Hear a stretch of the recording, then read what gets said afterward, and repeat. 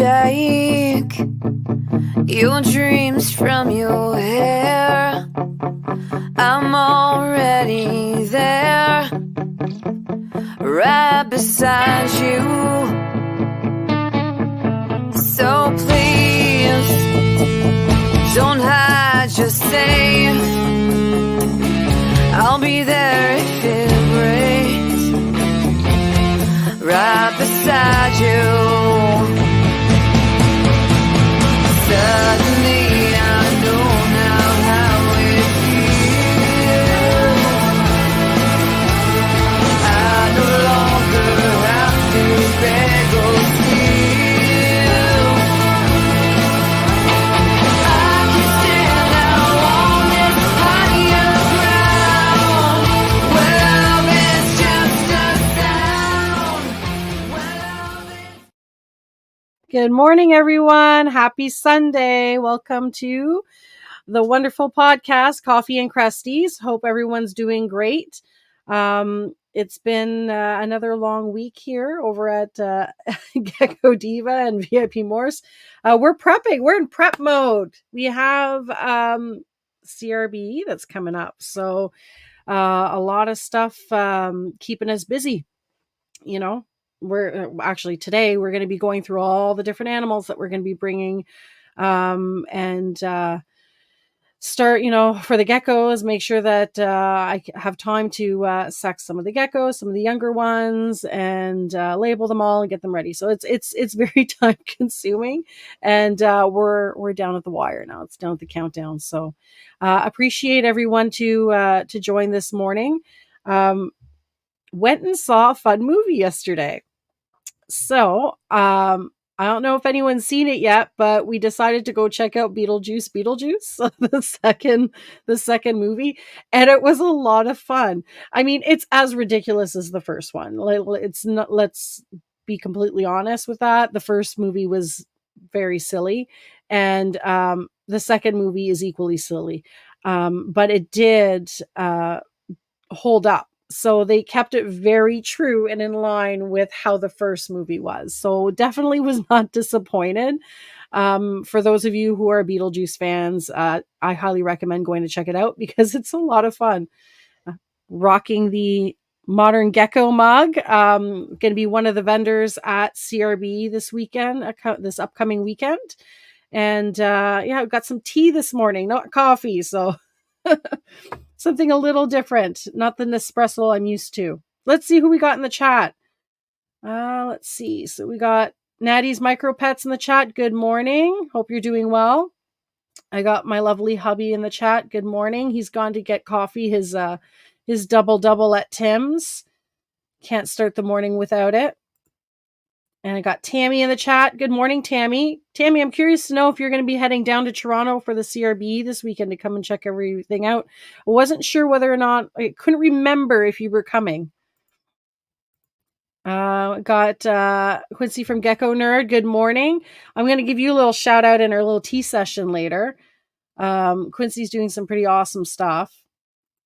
We got Spitfires in the Spitfire geckos in the morning here. So good morning. Hope you're doing well. Gecko Room 2. Good morning. You're also part of that shout out later on. And we got Shauna in the house. Good morning, Shauna. Hope you're doing well. And the Fat Man, who I actually get to meet in person this weekend. And I'm pretty excited about it.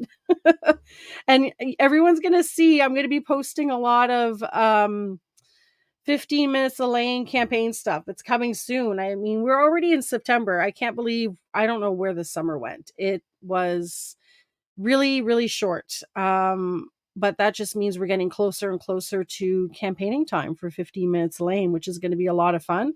And I hope to do a lot of, filming some scenes and stuff for some videos while we're at CRB in Toronto. So I can use that for the campaign. So we'll see how that goes.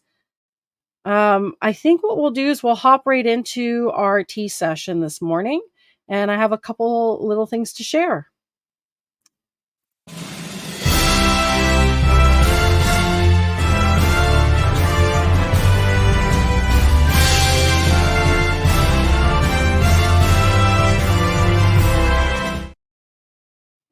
So, of course, first things first, positivity. I want to highlight that we are 1 week to go for the CRB. It's the biggest show in Canada, so we're pretty stoked about it. I have a booth there. My husband has a booth there. Our guest today has a booth there. So we have, there's like anyone who's able to make it is going to be there from Canada.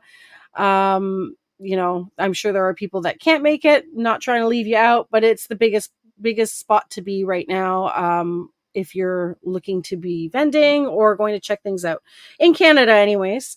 Very excited about it. We're doing prep. We're going to have merch. We're going to have animals. Very excited. So, just a reminder that that's coming up Saturday, Sunday. It's only a week away.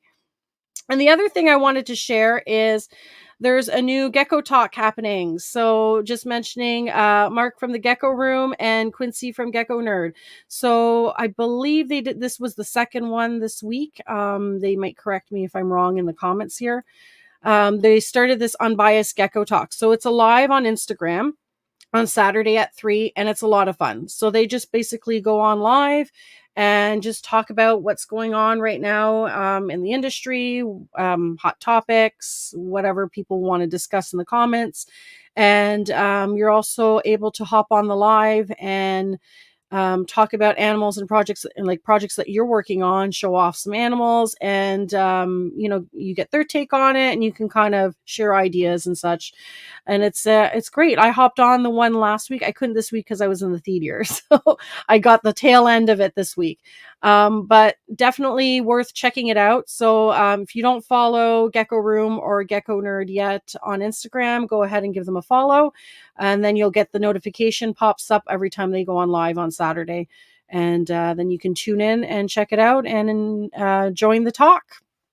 Aside from that, that's all I have for the positivity. Again, I have a place on Instagram that if you go under positivity on my highlights, you can go and submit some content there.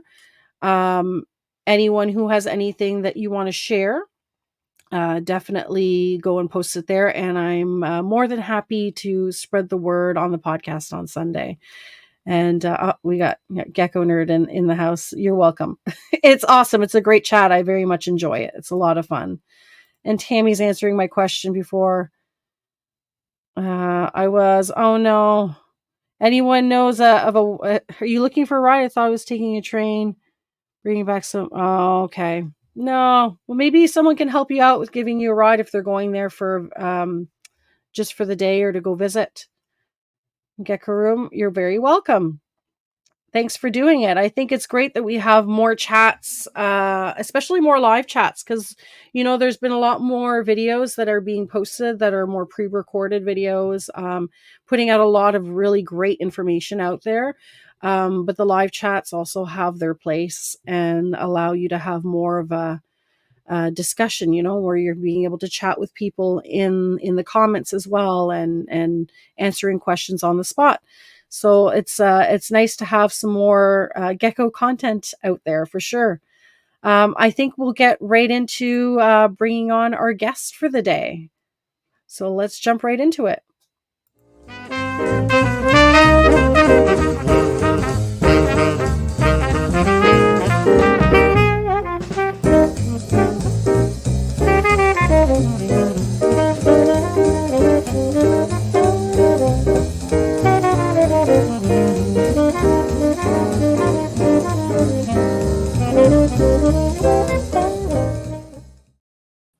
Good morning, Shelley. How are you?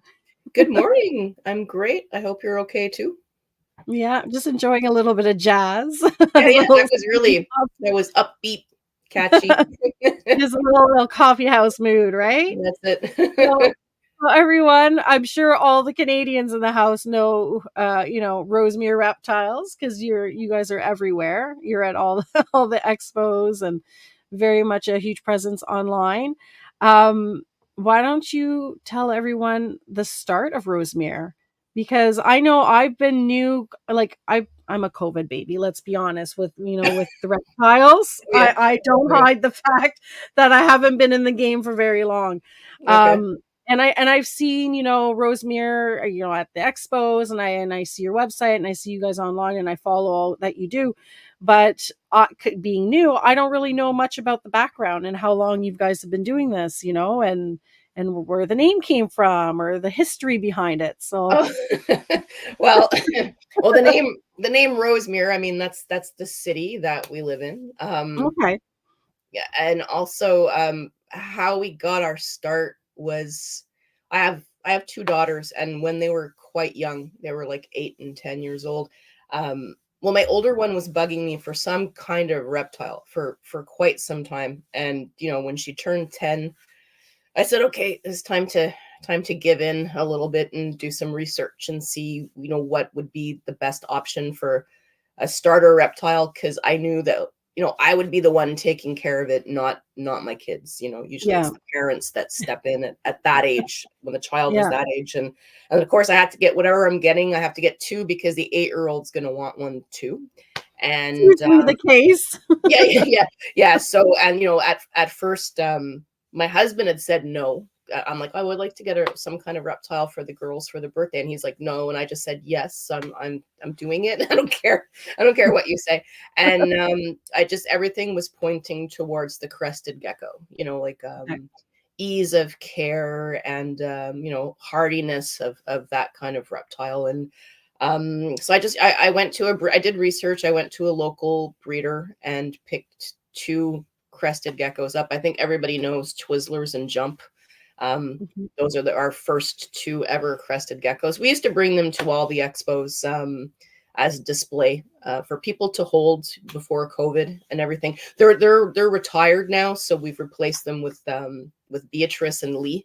Yeah, I And was going to say that's Beatrice. I see her all the time when we Beatrice, go to yeah, yeah. So that's how it started. We started with two, and then we basically fell in love with the crested gecko. So it was almost like an addiction at one point. It was almost like we get one more, and then we're like, oh, let's get another one. One more at this point is not going to make a difference. And I find that, like, once you get to about 10 crested geckos, then you're just like, oh, what the hell? I'm gonna go. Who I'm cares? already in. Yeah, that's it. So we grew it. We grew it to the point where we had about I want to say maybe about 20 crested geckos, and then we had we bought a few leopard geckos because we wanted to try different kinds of reptiles. And then Yeah. um, a huge local breeder over here, they were going out of business, and they just came to us and they said, would you like to buy us out?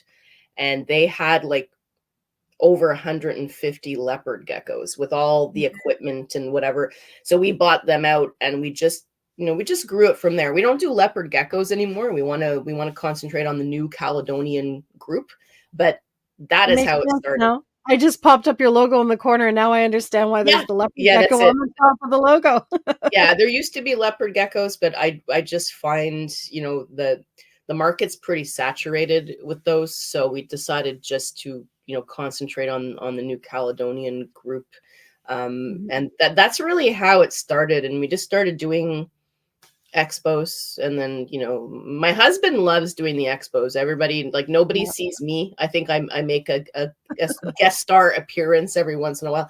I usually do CRBE because I know that's what you're going to be talking about today. I will not Yeah. be there next week, just to let everybody know. I'm going to take a Okay. little bit of a break, but anyway, that's the story. That's how it started. It's not, Yeah. it's not anything great or whatever. It was just, buying a pet for my children, and then it just skyrocketed from there. It's crazy how many times I hear a similar story with Yeah. like a lot of people, because our story was the same. I mean, we got into reptiles because our daughter wanted a snake, and that's how it started. It started with the snakes, and then we got, oh, well, I like ball pythons. Maybe I want another ball python, and then it kind of escalated from there. And for me, it Yep. transitioned to geckos. But yeah, it's always the kids. The kids, blaming the kids. They're getting Those us hooked darn kids, I'm telling those you. Yeah. those Yeah. darn kids. Those darn kids. Starting a whole new life for us with a whole new business. Well, yeah, because we have those too. We have like two ball pythons, one for each kid. Because of course, having like 200, reptiles in the house. Wasn't enough. They wanted a ball python. So, and of course there was Yeah. 2 ball pythons because one wants what the other one has all the time. So we got the ball pythons. I have White's tree frogs. What else do I have? Corn snake, an Aki monitor, and we Okay. have little bit of everything. But I mean, for me, my favorite is the crested gecko out of the whole group that I have. Yeah. It's Awesome. my first love. My first love is the crested gecko. Good morning, Aquatic Moose. We got a few more people jumped in this morning. JNS Exotics, good morning, James. And Cassandra too's in the house. Good morning, Cassandra. So you've now focused more on New Caledonian, right? So what Yes. species, like which ones are you working with? Which geckos in particular, aside from the Cresties, of course? Okay, so we've got the Chaua gecko, which we have both localities. We have the mainland and the Pine Isle. We Okay. also have the gargoyles, which I just find I like gargoyles, but they're a pain in the butt to breed. Like they're not as prolific as the crested gecko, and even if you do get eggs, they don't really go up to term, or they'll go way up to term and then fail. They'll pip the egg and then they won't come out. So if people out there, you're out there and you want to give me tips on how to get these darn eggs to hatch, please drop me a line on Instagram or whatever.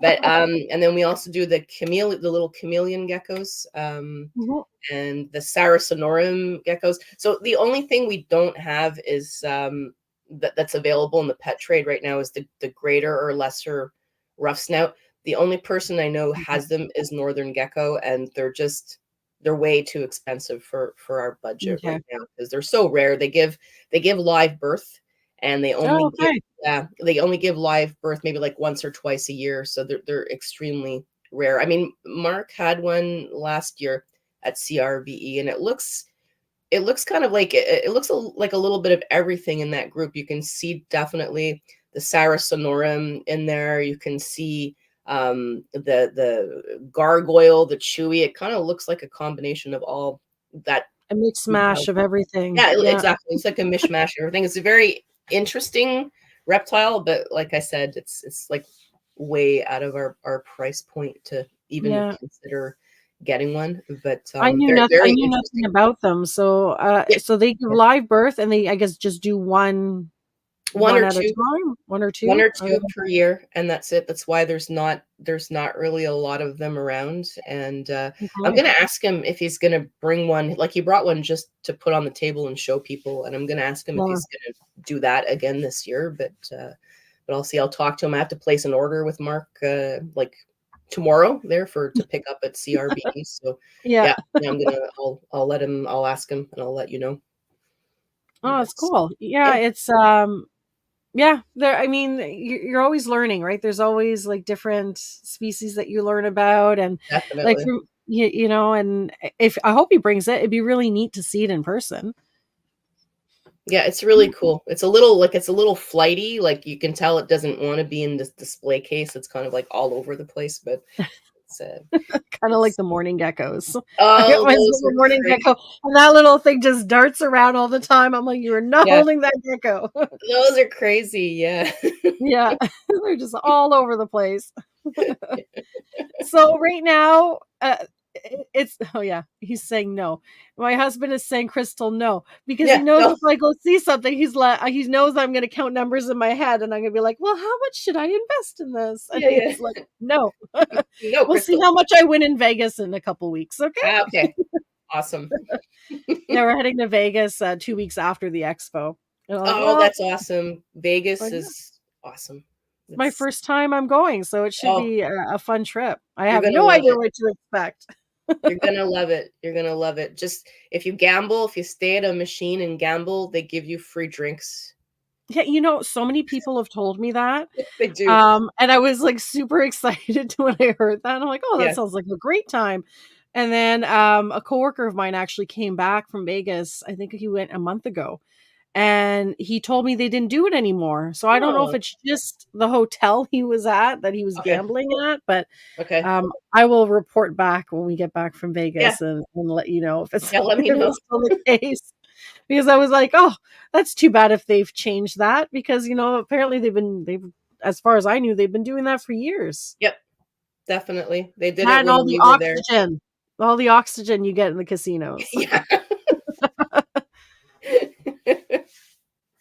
So right now you're joining me on here, but the guys are vending, and I have a picture here. So they're all set up. So they're at the Comic-Con.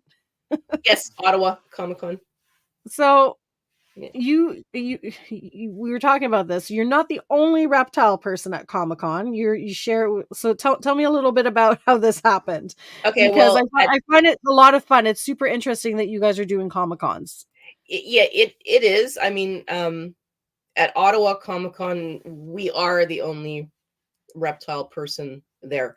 Okay. At Montreal Comic-Con, there's us and there's a guy. There's also a guy called Pat's Pet Show, and Mhm. he's there, and he's just he does a lot of birthday parties, like school events, and um, he's more like an educator. So people will go to Montreal Comic Con. He'll have a lot of different reptiles that people can hold. So he's got like he brings big snakes. He brings even the tarantulas. He brings frogs. He brings crested geckos, and it's just for people just to become more comfortable around reptiles. And he'll even if someone looks really scared, he'll go up and say, no, listen, hold this, put your hands like this. And usually it's a crested gecko, which everyone who's on here knows. Crested gecko, it's like a little puppy. It's totally harmless. It's like a potato, so like Yeah. put it in your hand and whatever, and it really, you educate people, and you desensitize them when they're really like they're pre-afraid of something, like, oh, reptiles, they must be scary, I don't want to go near them. So that's what he does. But at Comic-Con this weekend, we're the only one, but we find that like a lot of people come up to us at Comic-Cons, and we've gotten a little bit of flack because people, you have the tree huggers coming in and saying, well, why are you guys here? It's a Comic-Con. This is not the right kind of platform for Yeah. reptiles. But we find that like it's a niche market. It's like we find that the people who are into Comic-Con are also the same kind of people who are into reptiles, who are also the same kind of people who are into crystals, and who are also the same kind of people who are into tattoos. And there's all of that is there at Comic-Con. There's not just Batman stuff and whatever. You have people who Yeah. are vending like natural soaps. You have people who are selling jewelry, and it's not even like superhero themed jewelry. It's just artisans who are really catering to the kind of crowd that is usually goes to Comic-Con. So we, Yeah. like I said, we've gotten a few like emails. Like Comic-Con has gotten emails saying, oh, there's a reptile vendor there, they shouldn't be there, they're not giving the right care information, and which we do, we give the proper care You always information. have people that'll do that, though, right? That's Like the even thing. even at the reptile expo, they do that. And the most annoying thing is we give the people the care information, and if the people, like, you'll talk about our starter kit a bit later on, but like Yeah. we sell a gecko with the starter kit and we give full care information, and Barry will say, reach out to my wife when you get home, she's a certified herpetologist, and she will give you 24-hour 365-day a year support. If you have questions, let her know. So what do? They go home the next day, they go to a pet store, Yeah. and then with the kit and everything, and the person that works at the pet store will say, oh no, well, no, they gave you the wrong information, and you need heat lamps, and you need Mhm. fluorescent lighting, and they'll try and give them all kinds of info on stuff that they really don't need. The stores are trying to make money really on that and try to sell you stuff that you don't need. I mean, you take care of crested geckos too. You know Yeah. what works for you and what you need and what you don't Yeah. need. So I find that happens a lot. So Yeah. we've gotten some some backlash for that, saying a little bit of hate mail saying, oh, you sell geckos at Comic-Con and you don't give proper information. But I'm like, we gave the proper information. It's the store that you went to the next day who did not give you the proper information. They're just Yeah. employees. Well, and they're basing it off of the information that they have, which is their pamphlets. And Yes. and I know Yeah. like Adam Wickens has done quite a few videos on that where he goes through the PetSmart pamphlets and the information that's in there and what's actually accurate Yep. for the care guide. And there is a lot of misinformation, unfortunately, in those pamphlets. Like when you get down to what the actual needs are and what's beneficial for the animal. And I know I've come across similar situations when you're selling a younger gecko, where you give the advice and you're saying you not to put it in too big of an enclosure because you don't want to set them up to fail. You want them to be able to find their food. There's still, a time frame where there's an adjustment, where they're getting used to a new environment. So, you're not taking, a 7-gram gecko and throwing it in this massive enclosure and then wondering why in 2-3 weeks the animal's not eating or not finding its food. And it's because it's not, it's too overwhelming for the animal. Right. And I like, I'll bring up the picture of the kit. So you guys do the kits, which I think is great. And I send, when I have a gecko that's an appropriate size for the kit, I just send them to you when I'm at the expo, Thank because you. I'm like, I was Thank like, you. they have an awesome kit. It has everything that you need. So just on top, you guys will see there's the container on top of the displays. And that's basically like for us breeders too. Like I know for myself, I don't use drawer system or anything. So a lot of my smaller geckos and hatchlings are more of a shoebox size or something a little bit larger. And they Right. kind of go up sizes depending on their weight. Right. And, you have everything that you need in there. You have the highs, the I think you even, so tell me exactly what's included in it, because I can't really see everything through the picture, but Okay, so it's really quite simple, and it's an idea that I got, when I bought my first 2 crested geckos from a local breeder. He had sold me the little geckos. They each had their own critter keeper, and it came with a bag of rapashi, which is what he was raising his geckos on at the time, and then like 2 really like little tiny bottle caps off of like a bottle of Pepsi or something. He stuck those yeah. in there, and so what I did is I took that idea and I kind of tweaked it into like, okay, what would somebody benefit from? I wanted like a customer to walk away with the kit and not really need anything else until they move it into an appropriate size terrarium when it reaches like the 12-gram mark or Yeah. whatever. So it's got a little hide. Usually it's the coconut ones. It depends on what we have in stock. And we've got 2 of the silicone feeding caps from Reptiles or Us. We've got like a little bit of foliage, and then we included a spray bottle, so you don't even have to send your customers to the dollar store for a little spray bottle. It comes with a spray bottle, and it comes Yeah. with 3 small bags of Pangea, Okay. with the little 2-ounce bags. So like we usually put in there, if we know what that specific gecko likes, that's great. But usually we put 2 insect formulas in there. So like the fig and insect and the breeding usually goes in there, and then one of the fruit flavors. So like watermelon or papaya, or the Yeah. apricot, or one of those. Anyways, like 3 little bags of food, and that will last a good 9, I want to say 8 to 9 months worth of food for one gecko Mhm. in Yeah, those for little one that's, for that size, of course. Like bags. if you're Yeah, only having one gecko to feed, you only exactly. need a little bit of that powder to fill up, the little cap. Yeah, some people think I'm crazy. I've had like other gecko breeders come to the table at an expo because they're sending their customer over to us to get the Pangea. And Mhm. one of the last expos we did, like we had told the customer like, oh no, a 2-ounce bag that's going to last you probably between 2 and 3 months if you're making for one little gecko, if you're mixing the formula properly. And she kind of looked at us like we were weird, and she goes, "Oh no, it lasts about a month." And we said, "No, it lasts about 2 to 3 months because." I did at one point have one gecko in the beginning that I was feeding, and it's Yeah. about 2 to 3 months worth of food in that little bag. So You're like, how much gecko food are you feeding?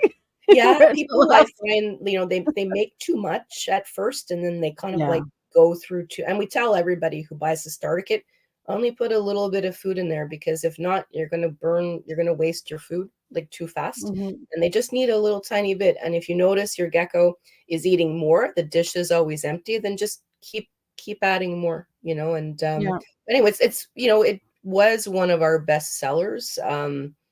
People are buying less geckos now because of the market. Unfortunately, the Yeah. economy isn't the best right now. So, but we do manage to sell a few starter kits per show.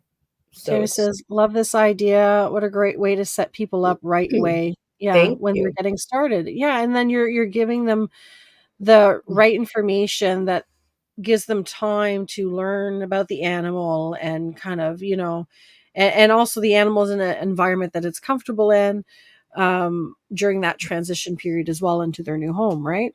Exactly, exactly. So when they're ready to go into usually I don't really go by weight. I just kind of like eyeball the gecko and see like, okay, you know what? I feel like you're filling out the starter kit too much, so Yeah. it gets an upgrade. But usually it's around 12, somewhere between 12 and 15 grams that they can go into to a terrarium. They're a Yeah. bioactive terrarium or whatever. And that's another thing we do is there's some everyone does things different. And and when I'm talking to other breeders, and I tell them, if you're doing something, if you're taking care of crested geckos and you're doing a certain method and you're successful and your geckos are healthy, good for you. But we don't all do things the same way. So like, I really don't like the idea of putting a brand new baby gecko on any kind of loose substrate. Um, Yeah.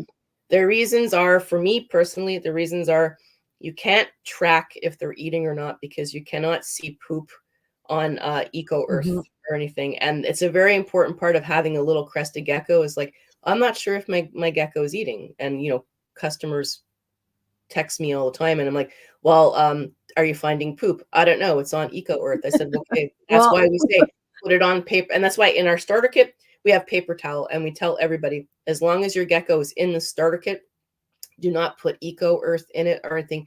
Use the paper towel. So it's easier to track mm, their health, to know if they're eating or not. And also, like, I've actually seen some geckos, try and eat the Eco.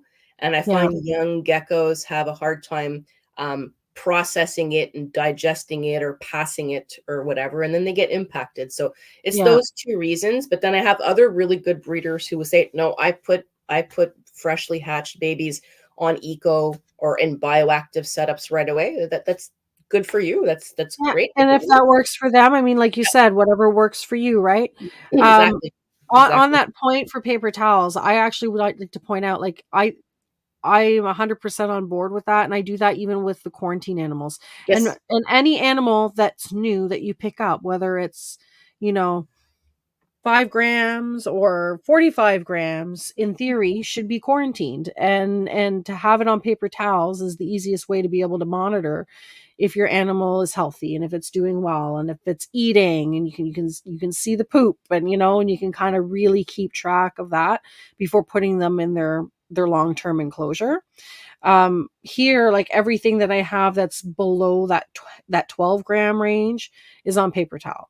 Okay. And then anything above that, I use cocoa chips. So we use Gopher Cocoa for the ball pythons, and I use those from the geckos. And it may if they decide, for the females anyways, I have some bioactives for some of the males. I know some of the males actually don't even like it, and they see a bug and they're like, ew. They say one spot in their enclosure and they don't want to move, and it's so funny. So I've had to put them on cocoa. But I find it a lot easier too, especially if the females decide they didn't want to use their lay box.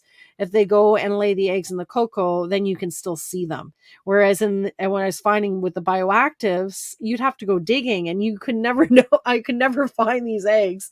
And I was like, hey, no more bioactives for the female breeders anyways. But We dig um, once a month here. I get one of my yeah, staff to come over and we hang out on like a Sunday afternoon and we dig through have a all the dig day. bioactives, yeah, to find eggs. Because you know what? The eggs, if you leave them in there, you can leave them in there for a couple months. They're still going to be good. It's a great way to incubate your eggs because they Yeah. stay nice and and plump and hydrated. But um, I just don't like the idea of finding surprise babies in a That's what terrarium. happened to me. Yeah, it happens to a lot of people.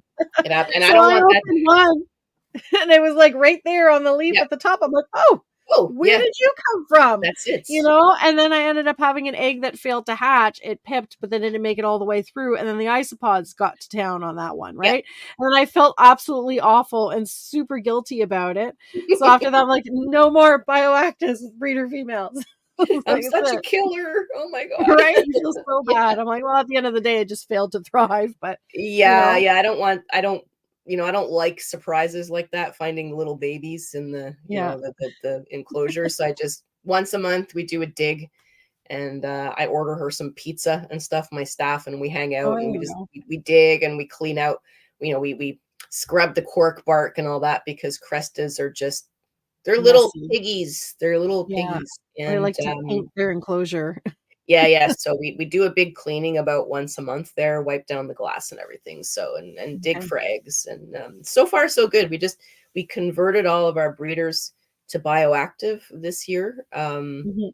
And it's made a huge difference. There's a lot, I had less of a need for staff to come in every day and help me and whatever. It's like we just doing bioactive. It was a little, of course, it's an investment, upfront investment, and if Yeah. you do everything at once, it can get a little expensive. But once you pay for that and you realize like the less really low maintenance of it, Mhm. it's a really good it's a good way to go. It's really and the Yeah, and gecko. once they seasoned well too, because it's sometimes I've struggled with some bioactives too, where I find like I got like on one of them, you'll get a little bit of that white mold in the soil, and then it'll spread, and you're like, oh, I got to redo this bioactive, or you really need it to like become its little bioactive sometimes, and it can have its own separate set of challenges. It can. I mean, if I see a little bit of mold, I just ask my one of my staff members. She has Bioactive Avenue. Like you'll see her products on our table, like our Okay. any isopods and cleanup crew on our table. It's sold by Bioactive Avenue, and My husband's calling me out for the mushrooms. Yeah, because mushrooms. Yeah, yeah, I had a giant yellow mushroom just grow up, and I'm like, and it like overnight, like 24 hours, that's boom, good. giant Mushrooms mushroom. are good. Mushrooms are good though. Like Yeah. that's not it's beneficial to your because I had that too.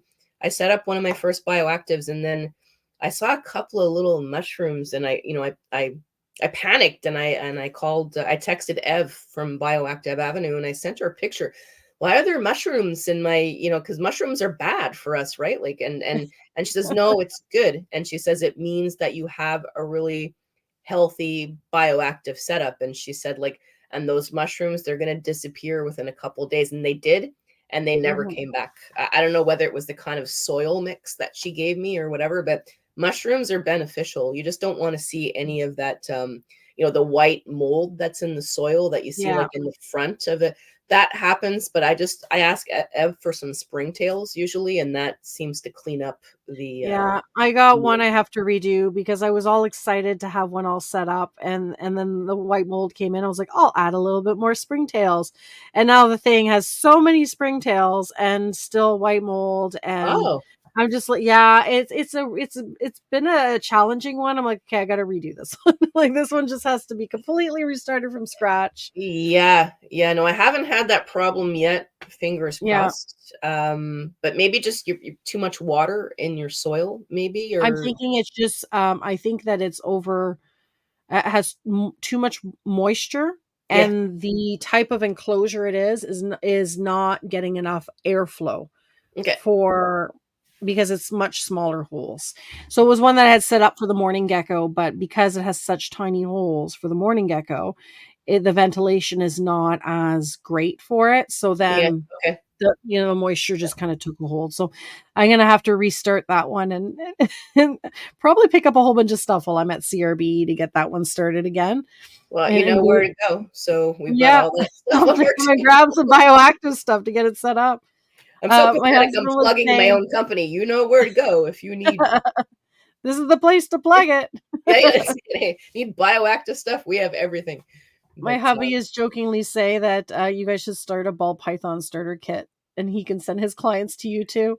we were actually thinking of starting like doing starter kits for other kind of reptiles that obviously that we take care of or sell. And Yeah, problem with that is we found that if a reptile really grows fast, like something like we were going Mhm. to do them for leopard geckos at one point. Leopard geckos, they grow so incredibly fast. They grow much faster than crested geckos because they eat like protein is 100% of their diet, so mealworms, crickets, and they grow super fast. So by the time they're about 6 months old, like they're probably 75% grown already. So the starter kit is okay. Maybe you're going to have it for a couple of months and then you're going to have to turf it and like get a terrarium set up and all that. So we're actually considering it, but because yeah, crested geckos, they're not the fastest growers depending on what you feed them.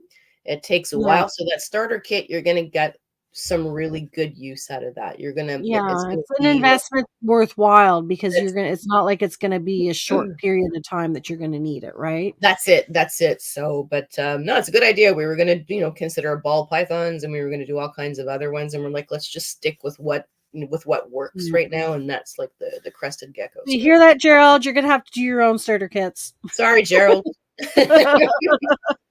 You got a shout out here. Cassandra said, my husband's gecko is from Rosemere. She's a big, lovely lady now.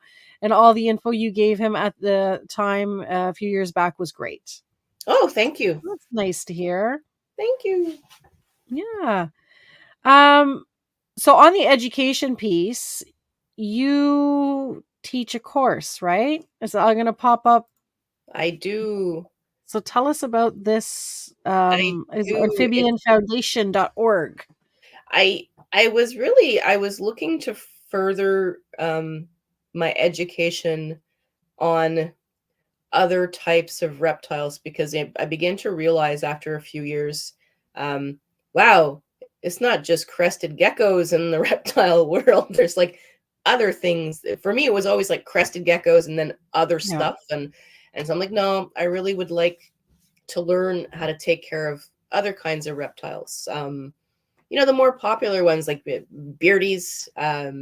They also had a segment on morning geckos, and so the courses were done by, or the segments were done by people like us, people who are breeders or they've owned specific reptiles for long periods of time, and they're taking good care of them, and whatever they're doing works. So I signed up for this course, the husbandry and captive management course, and it was very, very informative. And like I learned so much about, like monitors and what else was there? There was like the leaf tail geckos. Everybody was going crazy at one point for the satanic leaf tail geckos and that family. Yeah. And so when I finished that course, they had asked me because they noticed, they're like, "Oh, you breed New Caledonian geckos. Would you like to become a course instructor and do like a segment for us?" And I said, "Sure, no problem." So I think I completed that like last September. I did. It was about a half an hour course for them, and then they Okay. put it up on their roster with all the other people. And the thing is, like, now the Amphibian Foundation owns that course, so like if I want it, like I'll have to do another one if people actually want to see what I taught in that course. So but I'm actually thinking about doing another course for people who who want to learn about taking care of crested geckos. So Okay. that's an idea that we may pop out in the near future. But because there's a lot of info out there on how to take care of cresteds, and Mhm. there's a lot of new info out there. And I think you and I were discussing that before, where um, new info is great Mhm. because things are changing all the time, but Yeah. the old info is also great too. So, maybe doing a combination of both, like learning something new will, every once in a while is good too. But, there's a lot of people out there who are just, they take care of a certain kind of reptile for a couple years, and then all of a sudden they're the expert on, it takes years to figure out Yeah. what works for you. So, all our animals are perfectly healthy, and, what we're doing works. So, you know, Yeah. but And like you said, it takes years because you can't see all that can happen in such a short time. Like there's always new things that you're going to learn, and especially on a medical side of things, right? Like as you're especially with breeding, like when you're breeding, like we had a situation this year where one of our ball pythons became egg bound on the last egg, and then it was, and I don't know how the vets are over in your area, but in Ottawa I can tell you we're very, very short on exotic vet options. And then when you're looking at vet options in our case, it was like, okay, well, if you go there, that's going to be having to do a surgery to remove the egg and so on, right? But when there's other ways that you can learn from people who have been in the industry for so long. So we've had people that we talk to that have experienced that, who've successfully been able to have a snake be able to expel that egg, and being yep, able to, get that information from veterans in the hobby, right? That can give you some really valuable advice on how to handle certain situations. So it yeah, definitely has its place, right? yeah, like same thing. We've used a couple of exotic vets in the beginning, and they're good, but they're not specialists in like that specific species that you're bringing in. Yeah. So like you said, you go to people, going to a reputable breeder for advice is probably just as good or even better than going to an exotic vets in some cases, because they've got the firsthand experience. Because your exotic vet couldn't tell you, like, okay, well, my ball python is egg bound, what do I do? And they're gonna, they have no idea. They're probably gonna tell you to pay for a surgery, $1,000 surgery to open up your Yeah. snake and take out that egg. Maybe not. Sorry if you're a vet and you're on you're on this. Sorry, but but no, like, Yeah. anyway, like, the vets are good, but it's, you can get sometimes more valuable information from, somebody who's been in the industry forever and has firsthand experience with that, you know. So that's some transferable knowledge that I've been able to take from the large animals and livestock side of things. Because I find, like, if you have a dog or a cat, like, it's very much, you have your annual vet appointments and you're very, very connected with your vet. I have I have a really good relationship with our large animal vet, to the point where I have his personal cell phone, so I can just message him whenever I need things. But I Nice. find that when you get to a point, like for individuals who have horses, for instance, like I grew up with horses, right? And you're not going to call your vet for every single little thing, like unless it needs stitches or it needs a specific shot of pain medicine or antibiotic or something very specific. For minor health situations, there are ways that you can manage it yourself, and you do it with the guidance of your vet, but over time you build that experience and you're able to do that, right? And I find it's very similar with the reptiles. Yeah. I mean, we've with the egg bound, like we've had the experience with giving vaccines and stuff to our own like larger livestock. So when the advice is like, oh yeah, you can take a syringe and you can extract the fluids and help be able to massage it out, that was something that we have already had hands-on experience, because we've had experience with, not necessarily with the reptiles, but with the ability to be able to um, give vaccines and be comfortable with being able to use a needle, right? Yeah, So great. it is transferable. Um, and knowledge is power, and having people in your circle that you can go to and get, advice. Sometimes, like, I do deworming with my animals, and I talk to the vet and I get the dewormer from the vet.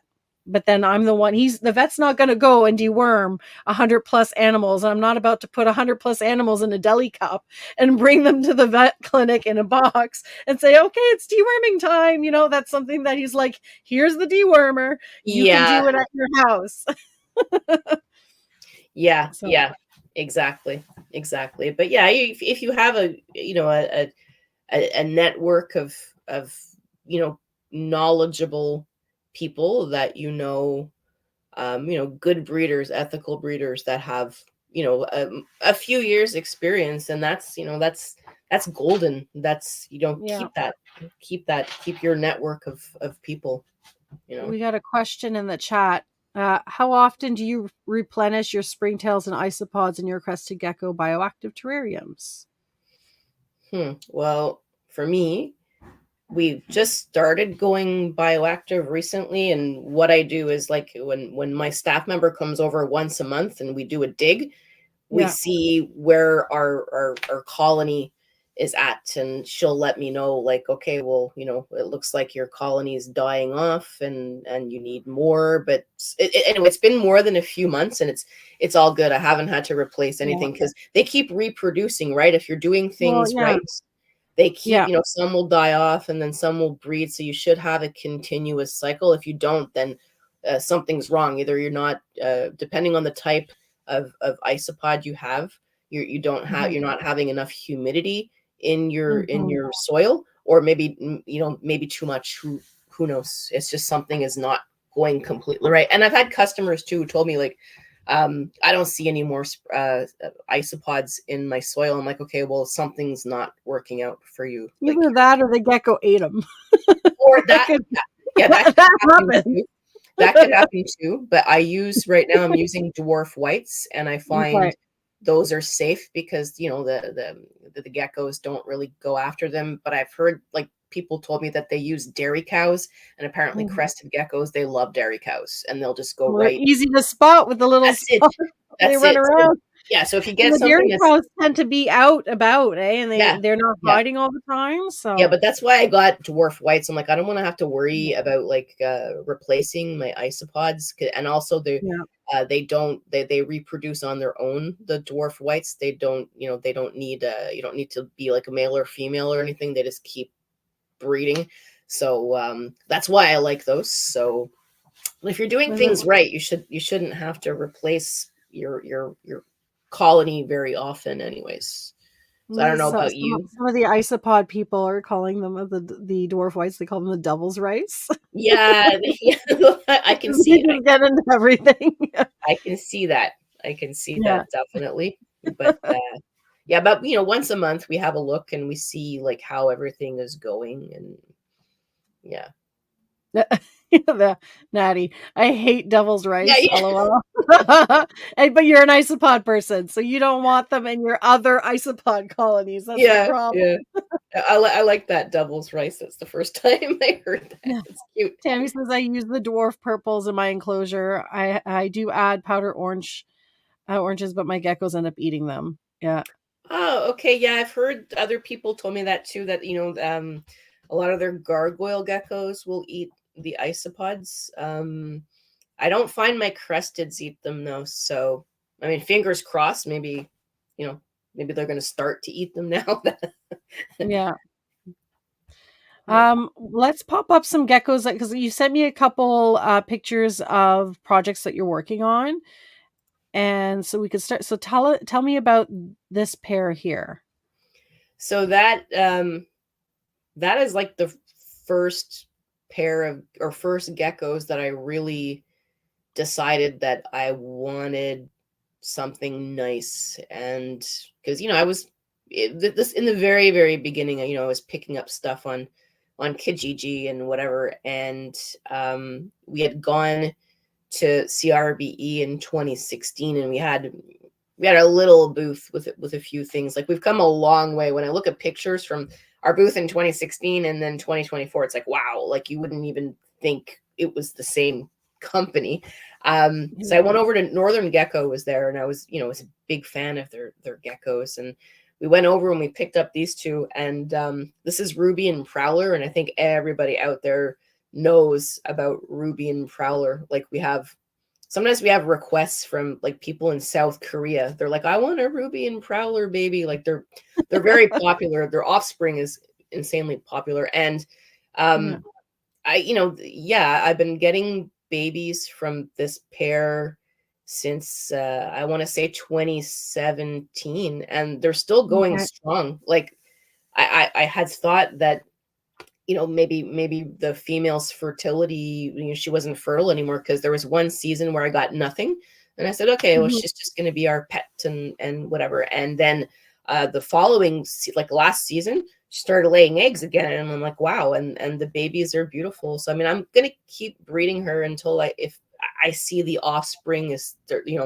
maybe it's like subpar offspring. Maybe I'm getting the cute tails and I'm getting defects in the babies. Then I'll stop breeding her, and she'll be like our pet, or maybe somebody would like to adopt her as a pet or whatever. But they're like, their offspring is incredible. Like you said, you were talking about Magic Mike. Yeah. So I'm going to pop up some pictures. So I have some pictures of offspring here. So the top one is Magic Mike, and that's over at Modern Gecko, and that's an offspring from that pairing from from Ruby and Prowler. Yeah. And then the one below that gecko in the same picture is Magic Mike's offspring with Shorty. And Shorty is here. I have Shorty on loan right now. And Shorty's we're doing a collab with Lipton, the green gecko that I have. So we're expanding this lineage into the green project. But the thing that's really neat with them that I find, like with Magic Mike, is that his pattern was very, very pink, and he continues to throw that into what he's producing. So the picture below, so that's Dallas. So that's my little hatchling off of Magic Mike, who also has the pattern that's very pink. Okay. And Dallas named it because it's another character in Magic Mike. So we're in keeping with the theme. Cool. But it's very, like, the pairing that you have has been producing very consistent, right? Like that genetic seems to be like, are you finding that with what you're producing as well? Yeah, it's anyway, that couple, and again, it's been, I think we're on season like 7 or 8 of offspring, and they tend to produce a lot of offspring with either pink dorsal or even tangerine dorsal. Like it's stunning, it's beautiful. And sometimes I don't even know who ends up with these offspring, because my husband does all the expos and he doesn't know who everybody is. He will just say, oh, we sold some Ruby and Prowler babies. So sometimes I don't, unless the person reaches out to me. Like I didn't even know about Magic Mike, honestly. Like you told me, oh, Magic Mike from I had great. Like I'm glad you have one of our geckos, but I had no idea, because his name wasn't Magic Mike when he was on our table, so the name didn't sound familiar to me. But you can tell by looking at it, definitely it's a Ruby and Prowler offspring. But they tend to produce like tangerine or pink dorsal, and sometimes not at all. There'll be no color on, it'll just look like the mother. But I get like I get a lot of different like babies with these guys. Like it's a nice mix of different things. But that's been, anyway, that's one of my favorite projects, I'm gonna say. And I hope, again, I'm gonna keep breeding them until the babies are starting to look like the mom needs to be retired out.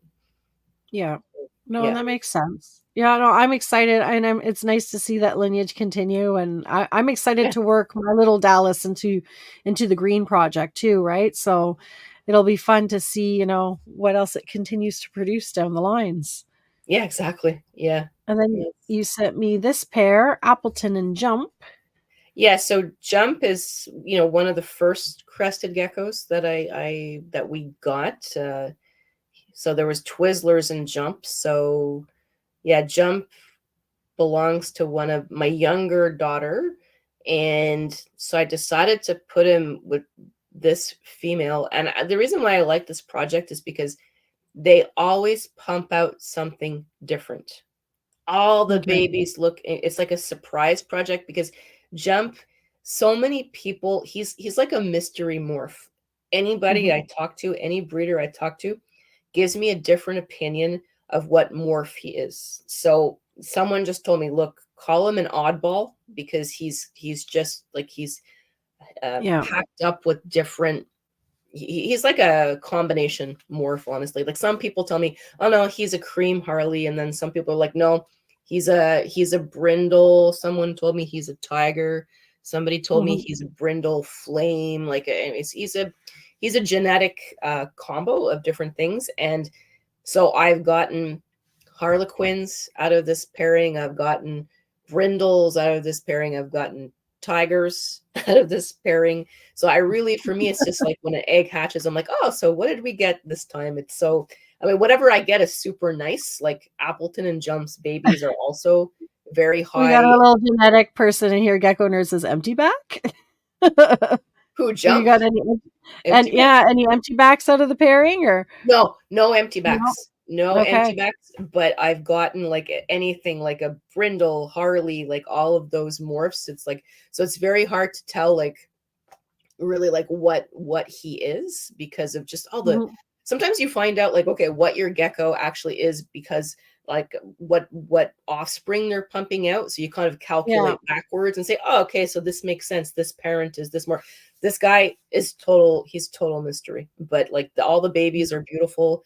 I love what they produce, but it's like a little surprise every time, every time an egg Well, hatches. you're saying he's older as well, right? So I find like when they get older, sometimes some of the things that would be more obvious traits that they would have when they're younger tend to be a little bit more washed away. And you see that with like, base colors and as well, right? Like where it kind of will be a little bit more faded or, pinks will, or was it yellows look pink or I may be getting that backwards, but like some of them Yeah, will look a lot different as they get older. right. Um, so you're still doing pairings, I guess, with these guys, Yes. and this is the surprise pairing.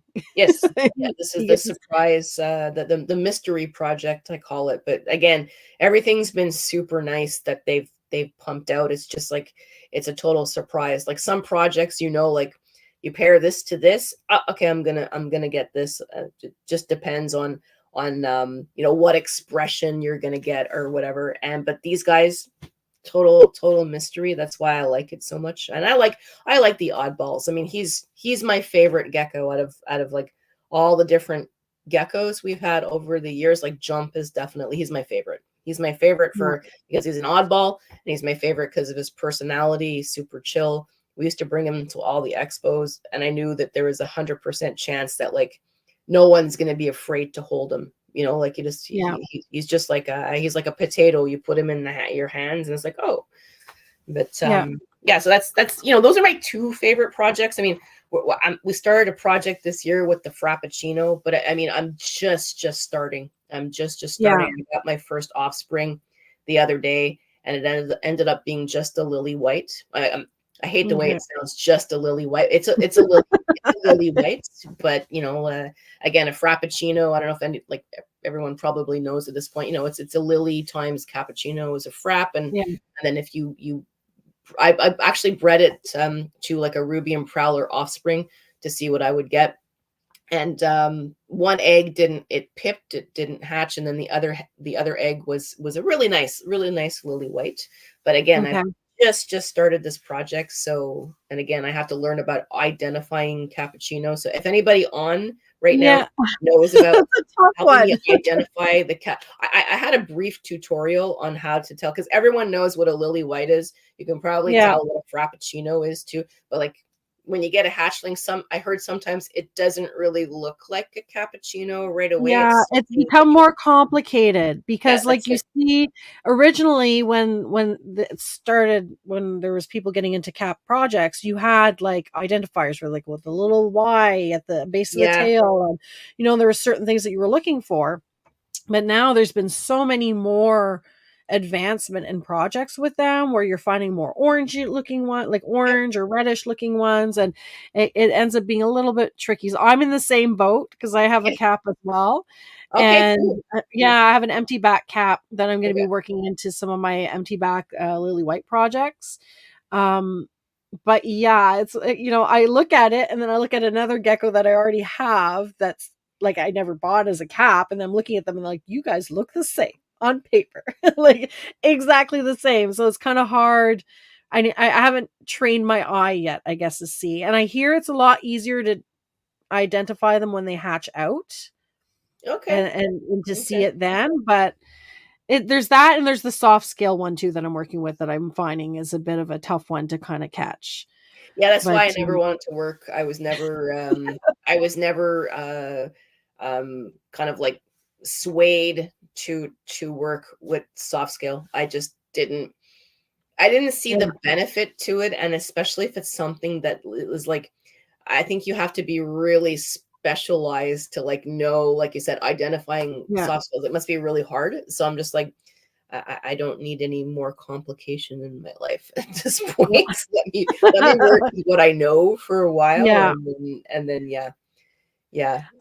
Is there any specific things that you would like to get, whether it's crested or any other type of gecko? Like, is there something specific that you're like, maybe like 5 years down the line, like I'd really like to be working with this, or 5 years down the line, I really hope to be retired.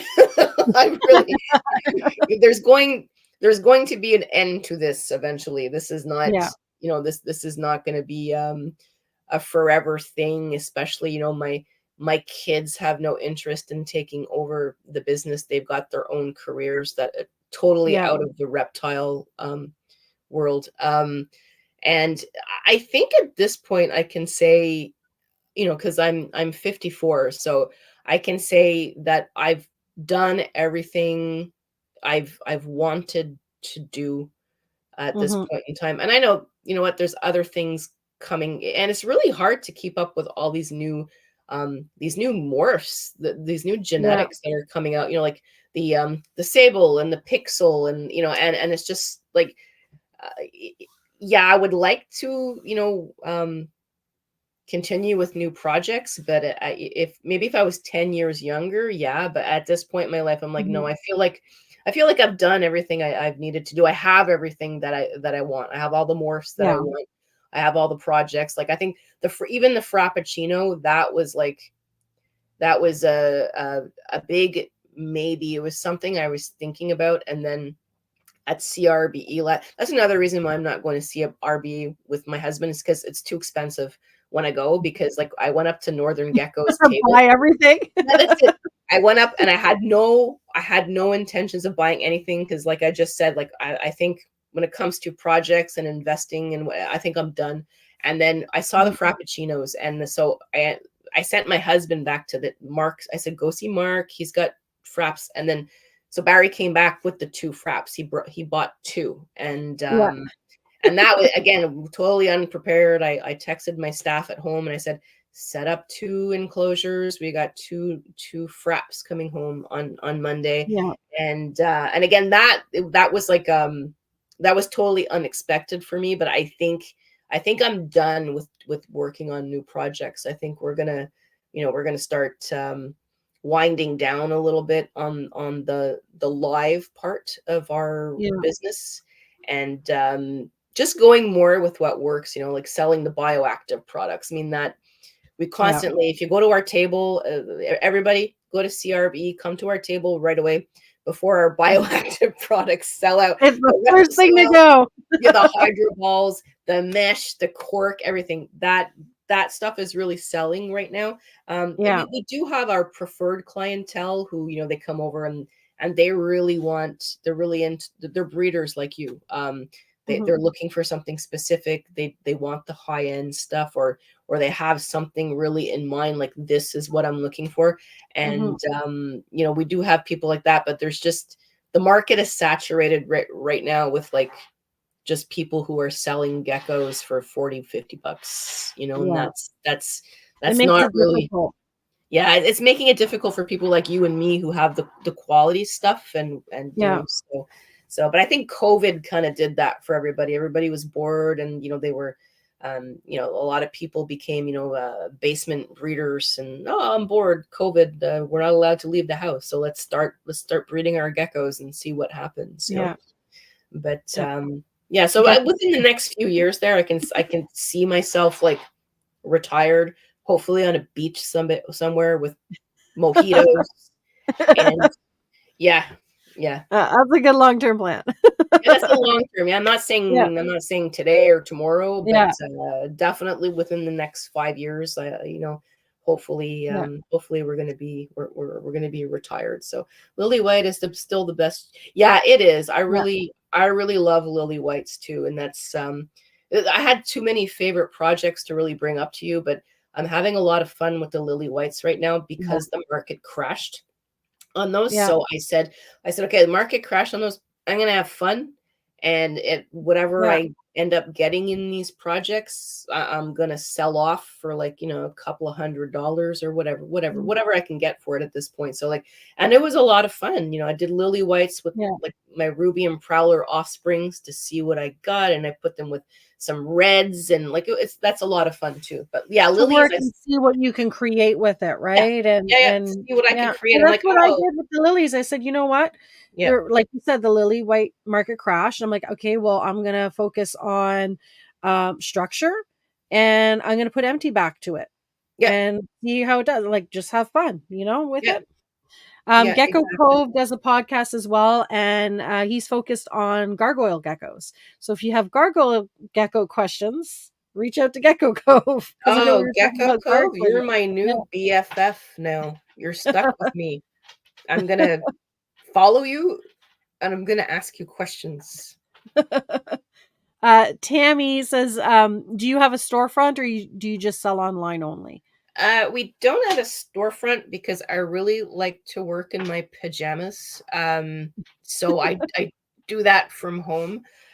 We actually looked into getting a storefront for a bit, but again, it was the same thing. It was very the landlord, as soon as they see reptiles on the Yeah, application, it they becomes they difficult. get scared and whatever. But luckily we didn't, because that then COVID hit. I don't think we would have survived having a storefront. But no, it's 100% online for our products. And as you guys know, we do most of our selling at expos. We're at an expo almost every month, sometimes even twice a month. September Yeah. is 3 times. We have Comic Con now, Ottawa Comic Mhm. Con. Next week, of course, it's CRBE, and then at the end of the month, we have a reptile, like a new reptile and plant expo. Thankfully, it's at home. It's like 10 minutes down the street for I me. was looking at that one because they messaged me and I really wanted to do it, but we're in Vegas that weekend. The only reason we couldn't do it. But it's a The new plant one, eh? expo in Laval. They Yeah, reached it's a out. new Yeah, one in cool. Laval. Yeah, Yeah. yeah. So you know what I'm talking about. So yeah, that's Yeah. literally it's like 10 minutes down the street from where we live. And when I saw that, I'm Okay. like, yeah, that's like, let's do that. Let's do more local shows. So yeah, so September we have 3. So that's a really busy month for us. So we Yeah. do most of our selling at expos and online. That's what we do. Like storefront, it's kind of too iffy in this economy. So like I'm Yeah. glad that we didn't end up doing that. And yeah, then there's the pajama factor too, like you get to work in your PJs or Terry says, yeah, same. I work from yep. home and live in my PJs. I have to go back to work. Like they've upped it now from 2 days because I'm government. So they do 2 days is now 3 days. So that's an extra day. I get to lose my pajama day. Oh no. I You was have to working buy from home. clothes now. I Yeah. gotta have another outfit to wear to go into the office. That's it. You gotta go shopping now. Right? Oh, Yeah. what's such a drag. Oh, I hear Well, you. we've hit over the hour mark, but I have one last question before we shut down for the morning. You sell Pangea, Yes. and I want to know what is your most favorite Pangea flavor for your geckos, because this is the topic that's been going around Instagram where they're like, vote on your favorite flavor, and they're like, which one is the best? And I'm curious. since, I mean, you sell it, so I'm curious if you know I guess it's a two-part question. What's the most popular flavor that you sell? And what is the one that you find that your geckos like the best? Okay, so it's the same answer for both questions. Okay. The fig and insect. You heard it here, guys. The fig and insect is what my geckos like the most. So their favorite one is the fig and insect. I'm going to say the second favorite over here is the growth and breeding. I give it to everybody, whether they're growing or breeding or not. I give it to everybody.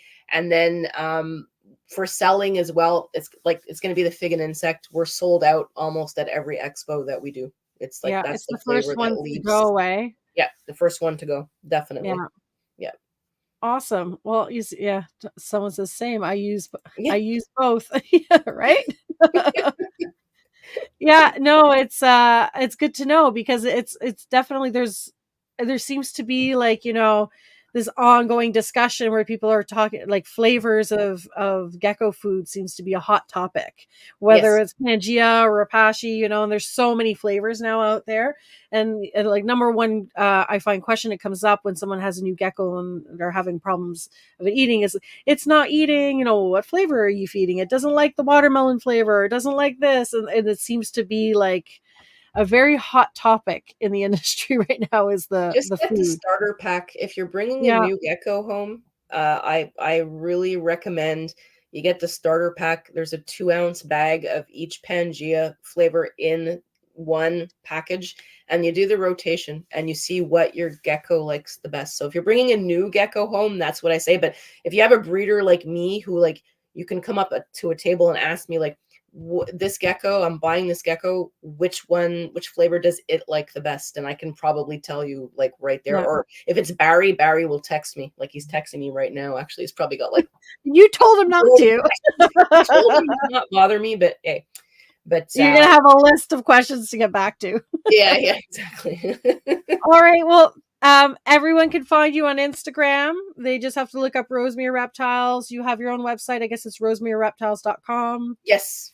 Yeah, You're on Facebook, YouTube, TikTok, Instagram, we're on all the social media platforms. Yeah, and you're on YouTube too, eh? There's videos on YouTube as well, or? There's a few. I've been kind of lazy with YouTube, but I really should get that back up again. But yes. Okay. Awesome. Well, thank you very much for joining. It was a great chat, and It was. I had a lot of fun. I hope you have a great week, and I'll see. Well, I won't see you at the expo, but I'll see the guys at the expo. Definitely. And hopefully it'll be a good CRB. I'm going to put you in the back room, and I'll see you in a few minutes. I'm just going to close everything down. Okay. Bye, everybody.